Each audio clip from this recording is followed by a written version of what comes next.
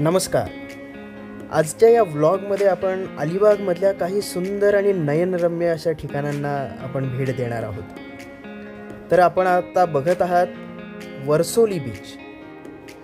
अलिबागपासून अगदी आतल्या बाजूला 20 मिनिटांच्या अंतरावर आपल्याला हा वर्सोली बीच बघायला मिळतो. अतिशय शांत असा हा समुद्र किनारा आहे आणि अलिबागच्या एकूण गर्दीच्या तुलनेमध्ये थोडासा आत असल्यामुळं तिथलं नैसर्गिक सौंदर्य भुरळ पाडल्याशिवाय राहत नाही. नारळाच्या झाडांनी वेढलेला हा किनारा सुंदर जितका आहे तितकाच स्वच्छ सुद्धा आहे बरं का. अतिशय सुंदर असं वातावरण आणि कोळी बांधवांची शान म्हणून ओळखल्या जाणाऱ्या अलिबागमधल्या अनेक सुंदर बीचपैकी हा एक बीच वर्सोली बीच.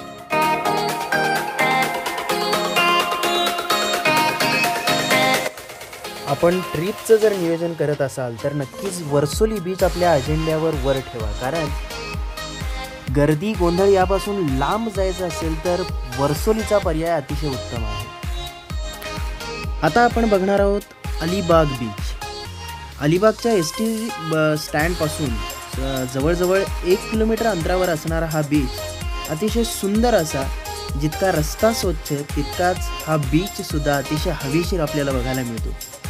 आणि खरं सांगायचं तर किनाऱ्यावर असणारी सुरूची उंचच्या उंच झाडं आणि त्यांना सोबत देणारी नारळाची झाडं आपलं मन मोहित केल्याशिवाय राहत नाही. आणि या किनाऱ्यावरचा सनसेट तर क्या बात आहे. शिवाय किनाऱ्यावरून सनसेटच्या दरम्यान अंधुक प्रकाशात दिसणारा ऐतिहासिक कुलाबा किल्ला सुद्धा या किनाऱ्यावरून आपल्या नजरेत साठवता येतो. हे विशेष या अलिबाग किनाऱ्याचं. आता आपण बघणार आहोत मांडवा बीच. अलिबाग स्टँडपासून जवळपास 19 किलोमीटर अंतरावरचं हे एक अतिशय निसर्ग संपन्न असं बंदर की ज्याचं नाव आहे मांडवा बीच. अलिबाग रेवस रस्त्यावर मांडवा फाट्यावरून उतरून या बंदराकडे आपल्याला जावं लागतं. सृष्टी सौंदर्यानं नटलेलं असं हे एक ठिकाण आहे की सध्याच्या काळामध्ये तो एक पिकनिक पॉईंट झालेला आहे. आणि वैशिष्ट्य म्हणजे या बंदराच्या धक्क्याला मुंबईकडून म्हणजेच गेटवे ऑफ इंडियाकडून येणाऱ्या PNP आणि अजंठा या कंपनीच्या स्पीड बोट आणि मोटार बोटसुद्धा लागतात. त्या आपल्याला बघायला मिळतात. आणि आता आपण बघतोय ते पार्किंग आहे. ज्या मोठाल्या जेटी या बंदरावरून मुंबईकडे निघतात त्यातून वाहून नेली जाणारी वाहनं या ठिकाणी पार्क केली जातात. जवळपास 150 वाहनं आणि 450 ते 500 व्यक्ती वाहून नेण्याची क्षमता या जेटींमध्ये असते. आता जाऊयात किहीम बीचकडे. अलिबागपासून 12 किलोमीटर अंतरावर असणारा आणि इतर किनाऱ्यांप्रमाणेच निसर्गाचं वरदान घेऊन स्थित असणारा हा किनारा म्हणजेच किहीम बीच. खरं तर निसर्गाच्या सानिध्यात आणि माडांच्या गर्द झाडीत आणि समुद्राच्या कुशीत राहण्याची मौज या किनाऱ्यावर अतिशय चांगल्या पद्धतीनं लुटता येते. मग अलिबागमधल्या अशा सुंदर अशा सर्वच बीचवर वॉटर स्पोर्ट्सचा जर आनंद घेतला नाही तर नवलच. अतिशय सुंदर असे वेगवेगळे वॉटर स्पोर्ट्स आपल्याला या ठिकाणी बघायला मिळतात. त्याचा आनंद घेता येतो आणि अतिशय काळजीपूर्वक पद्धतीनं आपल्याला याचा आनंद या सर्व बीचवर तिथल्या सर्व स्थानिक लोकांकडून दिला जातो. आपण बघू शकता वेगवेगळे प्रकार आपण वॉटर स्पोर्ट्सचे बघतो आहोत. यामध्ये jet ski engine boat, single आणि double banana ride, merry go round ride, sofa ride, speed boat यासारख्या वेगवेगळ्या वॉटर स्पोर्ट्सचा आपल्याला पुरेपूर आनंद लुटता येतो. आपण बघतो आहोत हेच वॉटर स्पोर्ट्स.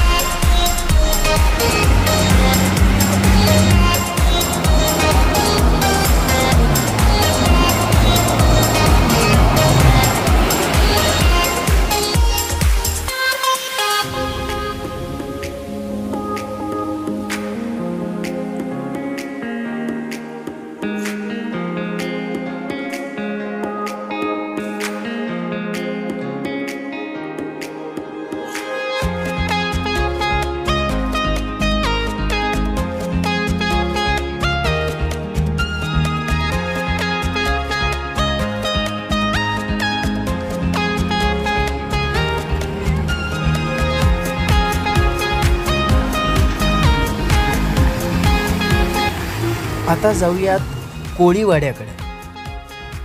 तसं सांगायचं म्हटलं तर अलिबागची अनेक वैशिष्ट्ये आहेत आणि म्हणूनच अलिबागला काही लोक मिनी गोवा असं सुद्धा म्हणतात. यावरून आपल्याला अलिबागचं पर्यटन लक्षात येऊन जातं.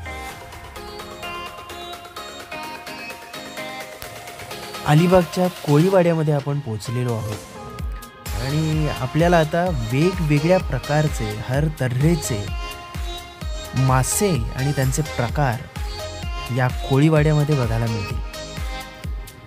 अगदी सकाळी सकाळी मासे विक्रीचा व्यवसाय करणाऱ्या सर्व व्यापाऱ्यांची पावलं वळतात ती याच कोळीवाड्याकडे.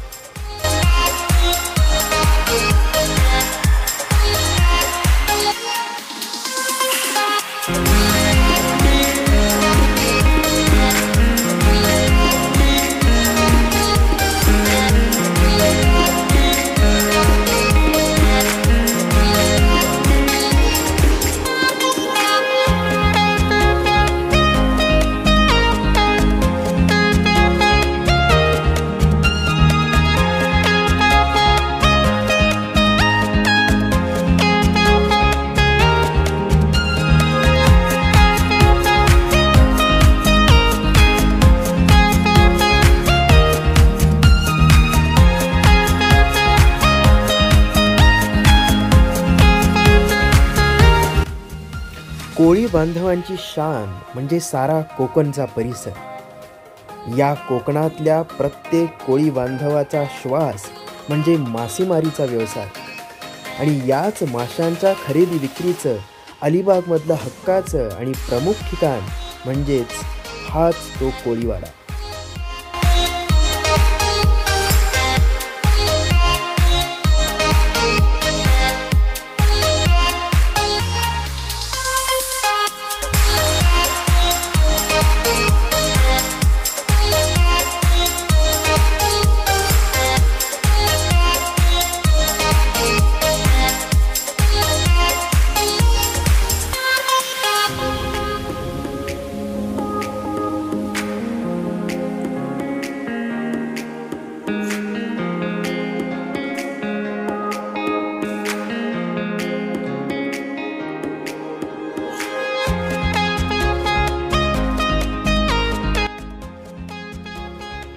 आता जाऊयात अक्षी बीचकडे.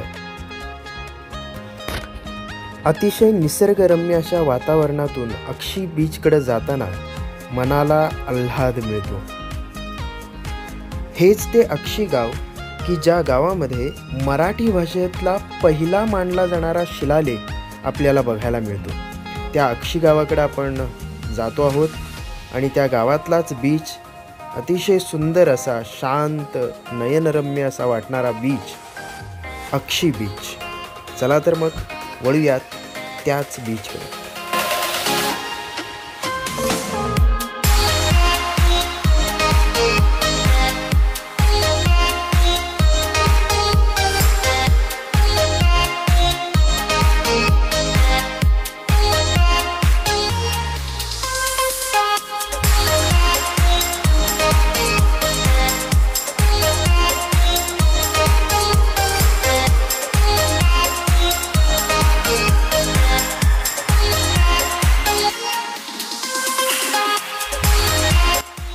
सूर्याची सुंदर किरणं जेव्हा या किनाऱ्यावरच्या लाटांवर पडतात तेव्हा या किनाऱ्यावरच्या लाटासुद्धा जणू नटल्यासारख्याच भासतात. अलिबाग जवळच्या अनेक बीचमधला हा अक्षी बीचसुद्धा पर्यटकांची पावलं आपल्याकडं खेचून घेणारा असाच आहे.